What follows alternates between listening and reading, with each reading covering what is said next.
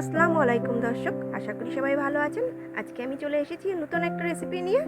চিংড়ি মাছ দিয়ে কচুর লতি রান্না দেখাবো আজকে আপনাদের। প্রথমে চিংড়ি মাছগুলো নিয়ে নিয়েছি, তারপরে একটু লবণ দিয়ে দিলাম। কে কে ভালোবাসেন কচুর লতি খেতে জানাবেন, আমার কিন্তু খুব ভালো লাগে। কচুর লতিতে প্রচুর ভিটামিনস মিনারেলস আছে। হলুদ গুঁড়ো দিয়ে দিলাম,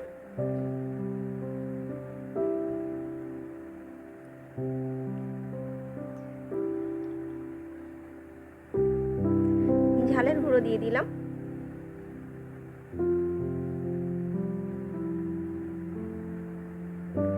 আদা বাটা দিলাম 1 টেবিল স্পুন, আর 2 টেবিল স্পুন রসুন বাটা দেব।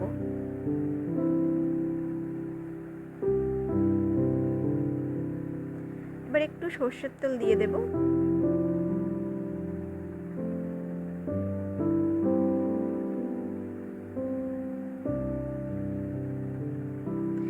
এটা ভালো করে মাখিয়ে জল ঢেলে দেব।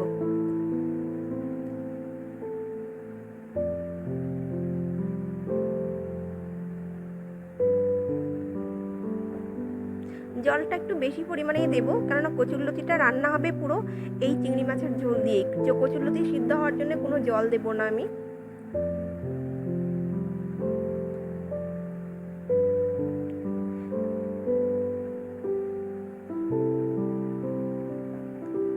এটা আমি 5 থেকে 7 মিনিট ফুটিয়ে নেব হাই ফ্লেমে। ফুটে গেছে।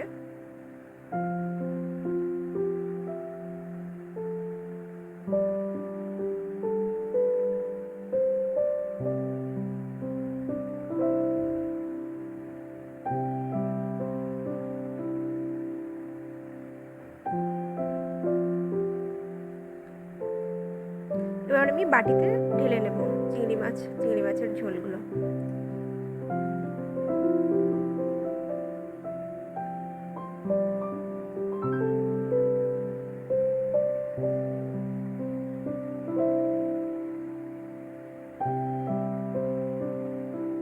কচুরলতিতে প্রচুর ভিটামিনস মিনারেলস আছে। Vitamin E, vitamin C, vitamin B6 আছে। হাই ফাইবারও আছে। যাদের কনস্টিপেশনের সমস্যা আছে তারাও খেতে পারেন। যারা ওয়েট লস করার জন্য চেষ্টা করছেন তারাও খেতে পারেন এটা। এবার আমি ফ্রাই প্যানে একটু সরষের তেল নিয়ে নেব।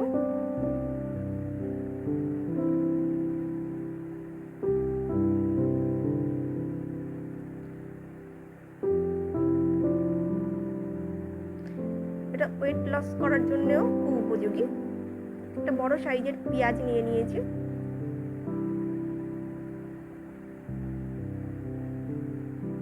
পেঁয়াজটা একটু লাল লাল করে ভেজে নেব।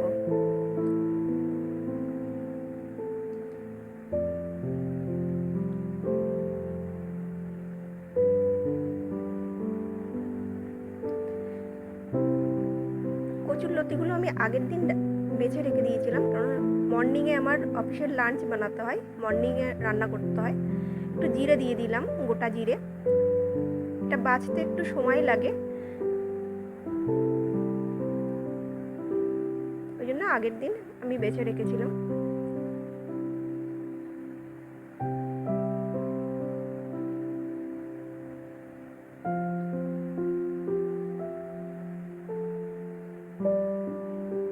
দেখুন কচুরলতিগুলো সুন্দর করে বেছে ধুয়ে নিয়েছি আমি।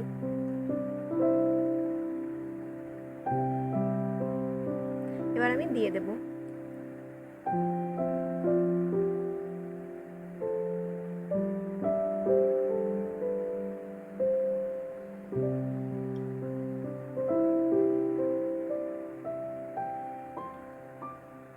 একটু ভাজা ভাজা করে নেব।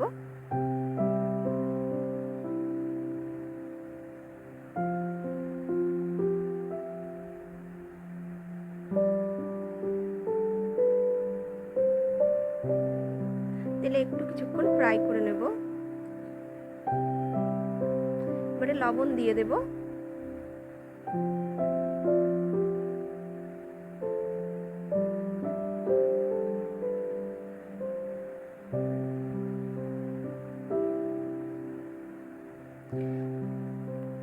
পুরো দিয়ে দেব।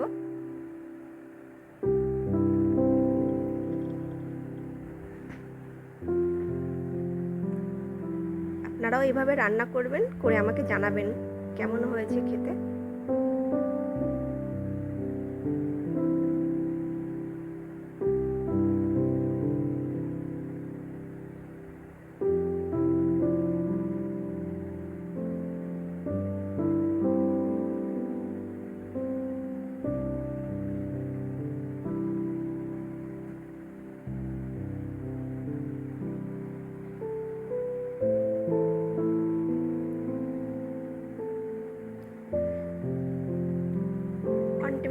আদা বাটা, 1 টেবিল স্পুন রসুন বাটা, আর 1 টেবিল স্পুন সর্ষে বাটা দিয়ে দিলাম।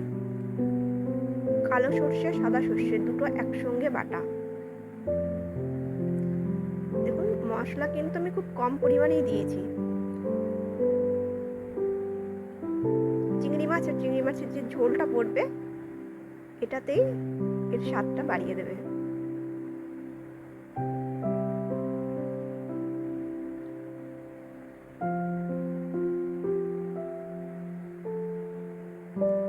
অনেকে এমনি চিংড়ি মাছ ফ্রাই করে লবণ দিয়ে হলুদ দিয়ে তেলে ফ্রাই করেও দিয়েও রান্না করেন, কিন্তু এইভাবে রান্না করে দেখবেন বেশি টেস্ট হয়। চিংড়ি মাছটা ঝোলে ফুটিয়ে নিতে হবে। দিয়ে দিলাম চিংড়ি মাছগুলো আর ঝোলটা দিয়ে দিলাম।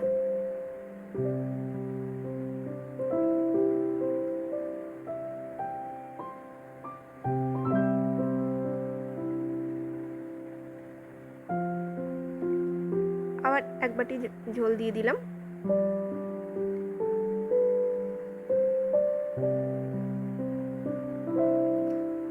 এই ঝোলেই সিদ্ধ হয়ে যাবে কচুরলতিগুলো। একদম লো ফ্লেমে আমি এটা দিয়ে 10 মিনিট রেখে দেব ঢাকনা চাপা দিয়ে।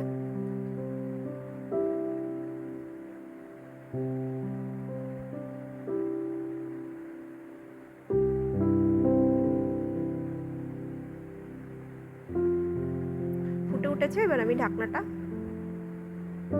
চাপা দিয়ে দিলাম।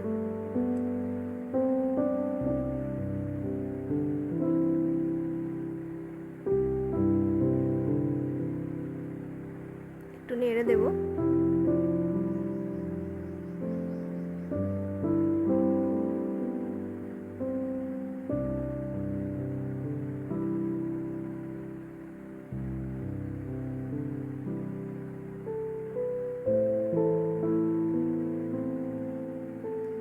সিদ্ধ হয়েছে কি দেখে নিচ্ছি। সিদ্ধ হয়েছে, তবে আরেকটু হবে।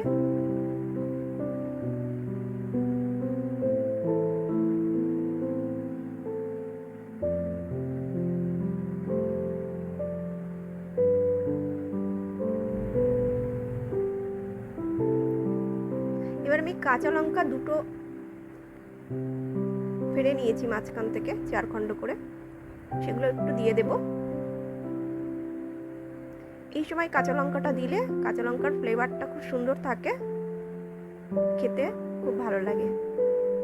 এবার আমি কাঁচা লঙ্কাটা দেওয়ার পরে ঢাকনা চাপা দিয়ে দেব।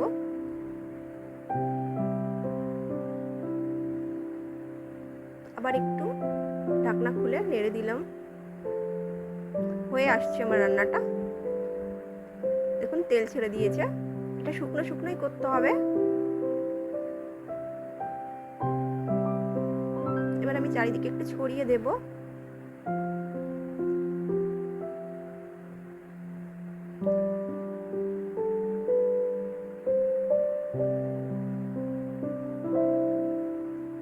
হয়ে গেছে আমার রান্নাটা। আমি ঢাকনা চাপা দিয়ে কিছুক্ষণ রেখে দেব। এবার আমি সার্ভ করে নেব।